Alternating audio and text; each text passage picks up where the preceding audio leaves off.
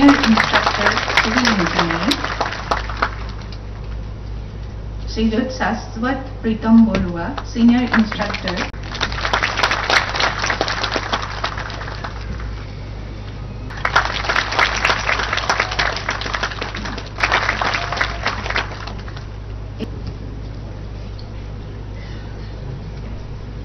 অসমৰ সন্মানীয় শিক্ষামন্ত্ৰী শ্ৰী ৰণোজ পেগু ডাঙৰীয়া, আমাৰ ৰাজ্য চৰকাৰৰ উচ্চ শিক্ষা বিভাগৰ সচিব শ্ৰী নাৰায়ণ কোঁৱৰ ডাঙৰীয়া, director technical education Shri Dhrubajyoti Bora ডাঙৰীয়া, শিক্ষা বিভাগৰ বিষয়া কৰ্মচাৰীসকল আৰু আজি নিযুক্তি পত্ৰ সংগ্ৰহ কৰিবলৈ অহা যুৱক যুৱতী বন্ধু বান্ধৱীসকল, 2021 চনৰ মে মাহত আমাৰ চৰকাৰ গঠন হৈছিল আৰু নিৰ্বাচনৰ সময়ত আমি অসমৰ জনগণক প্ৰতিশ্ৰুতি দিছিলো যে আমাৰ চৰকাৰ গঠন কৰিলে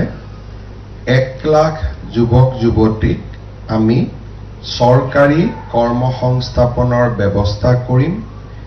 আৰু 2 লাখ যুৱক যুৱতীক আমি আত্মসংস্থাপন বা বিভিন্ন ধৰণৰ কন্ট্ৰেকচুৱেল বা আন বিভিন্ন ধৰণে আমি সংস্থাপনৰ ব্যৱস্থা কৰিম। আজি চাওঁতে চাওঁতে 4টা বছৰ পাৰ হৈ গ'ল। 1 লাখ চৰকাৰী চাকৰিৰ পৰিৱৰ্তে আজি পৰ্যন্ত আমি 1,20,840 গৰাকী যুৱক যুৱতীক নিযুক্তি দিবলৈ সক্ষম হৈছো। আজি সেই দিশত আৰু এখোজ আগুৱাই গৈ আমি 342 গৰাকী প্ৰাৰ্থীক পলিটেকনিক ইঞ্জিনিয়াৰিং কলেজত আমি নিযুক্তি দিবৰ বাবে ইয়াত সমবেত হৈছো। আজি নিযুক্তি প্ৰদান অনুষ্ঠানৰ পিছত চৰকাৰী চাকৰি লাভ কৰা যুৱক যুৱতীৰ সংখ্যা 1,21,182 লৈ বৃদ্ধি হ'ব। আমাৰ চৰকাৰে নিযুক্তি দিয়াৰ সময়ত আমি এটা কথা লক্ষ্য কৰিছিলো যে এই নিযুক্তিৰ এটা উদ্দেশ্য থাকিব লাগিব আৰু ই আমাৰ শিক্ষা ব্যৱস্থা স্বাস্থ্য ব্যৱস্থাক সুদৃঢ় কৰিব লাগিব। সেয়েহে আমাৰ চৰকাৰে গুৰুত্ব আৰোপ কৰিছিল যে আমাৰ জেনেৰেল কলেজসমূহক হওক, ইঞ্জিনিয়াৰিং কলেজ হওক, পলিটেকনিক হওক বা মেডিকেল কলেজত হওক, আমি ইয়াতে বা এই গোটেই শিক্ষানুষ্ঠানবিলাকত আমি বিশেষকৈ অধ্যাপক অধ্যাপিকা পদসমূহ পূৰণ কৰাৰ ক্ষেত্ৰত আমি অগ্ৰাধিকাৰ দিম। আপোনালোক সকলোৱে অৱগত যে অসমত মেডিকেল কলেজৰ নিযুক্তিৰ বাবে আমি অসম লোকসেৱা আয়োগৰ পৰিৱৰ্তে medical and health recruitment board এখন নিৰ্মাণ কৰিছিলো। তাৰ ফলত মেডিকেল কলেজসমূহত নিযুক্তি এটা ত্বৰান্বিত ব্যৱস্থাৰে হয় আৰু প্ৰায় ক্ষেত্ৰতে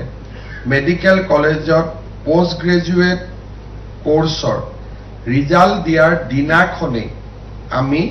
অধ্যাপক অধ্যাপিকাক নিযুক্তি দিয়াৰ বাবে চেষ্টা কৰোঁ। কাৰণ আমি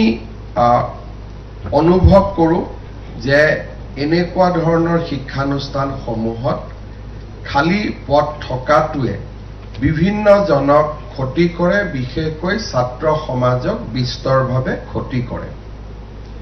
কলেজৰ নিযুক্তিৰ প্ৰক্ৰিয়াটো বহু পৰিমাণে কলেজৰ গভৰ্নিং বডিৰ ওপৰত নিৰ্ভৰশীল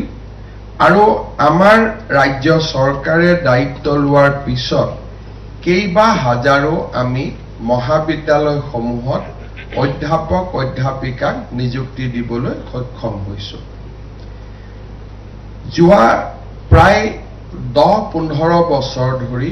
অসমত ইঞ্জিনিয়াৰিং কলেজ আৰু পলিটেকনিক সমূহত নিযুক্তিৰ ব্যৱস্থাটো সুষম নাছিলে আৰু এই গোটেই ব্যৱস্থাটো এটা জটিলতাৰ পাকত আবদ্ধ হৈ আছিল বিশেষকৈ